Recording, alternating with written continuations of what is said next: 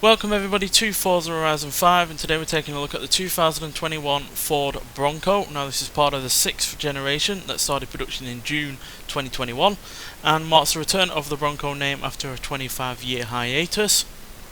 Now this is an odd mix between old world technology and new world technology, as you will hear as I go through a few of the things that this car has on it.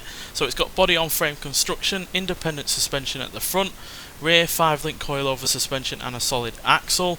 It's got 11.6 inches of ground clearance, a front sway bar with a hydraulic disconnect to increase articulation while crawling over rocks.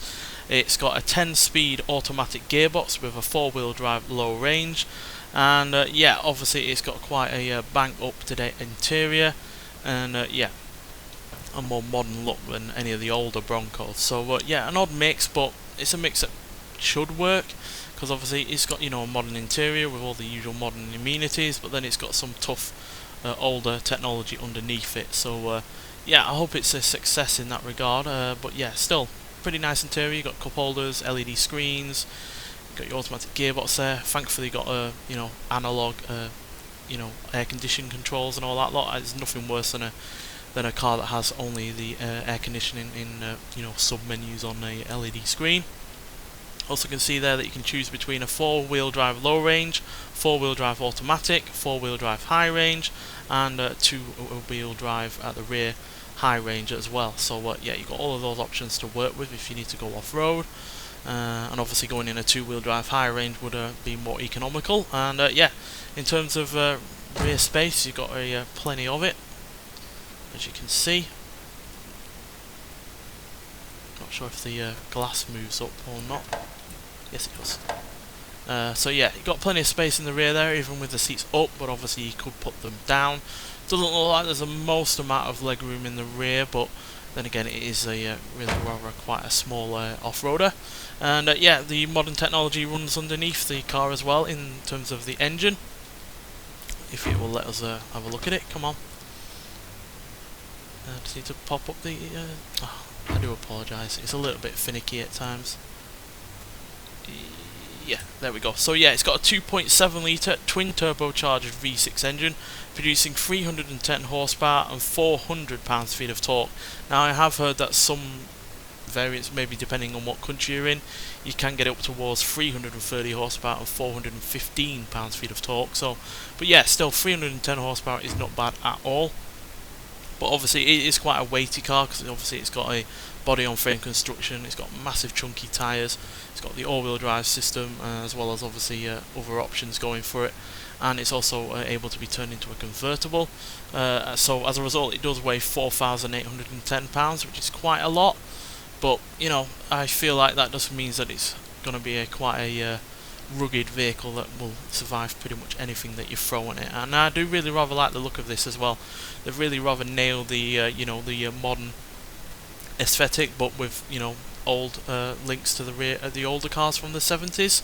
And it does surprise me that it's taken a while for the Bronco name to make a return, because obviously in the early 2000s to the late 2000s we had a whole raft of older car names coming back.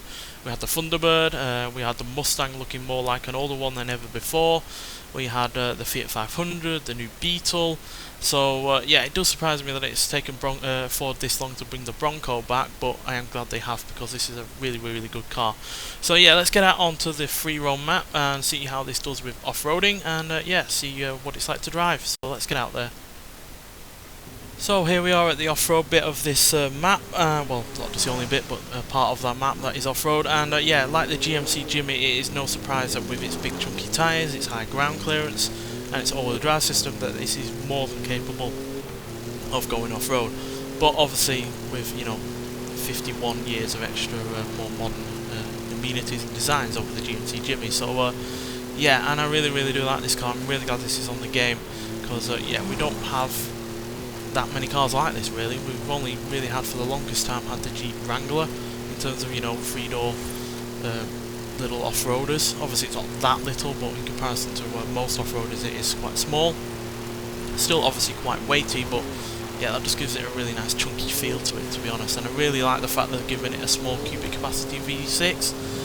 European cars for a long time have been doing that for a while now, especially with likes of See, it's tough enough to survive that. See, with the likes of Jaguar and Maserati going for, you know, like 3 litre V6 engines, so it's really nice to see that Ford have not just moved away from, you know, inline 4s or V8s, but gone for something like, you know, a V6 that, you know, is decent cubic capacity, but also has twin turbos going for it as well. Obviously, they're not the biggest of turbos because, you know, it's still only got for about 300 horsepower, but still that is a decent amount, and yeah, I really do like the engine. It's nice sounding, it's got a bit of a growl to it, and yeah, it's really rather charismatic as well.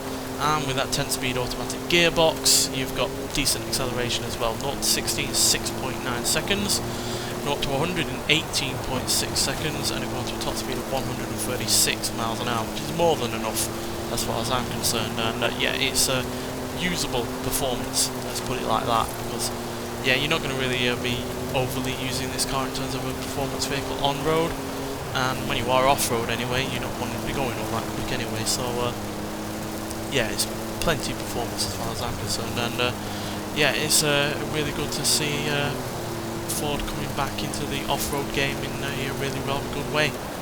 Not that I'm saying that they've been away from it, but you know, it's nice to see that they've come back with not only an old name, but done it in fine style. So yeah, I highly recommend getting this car if you haven't on this game already.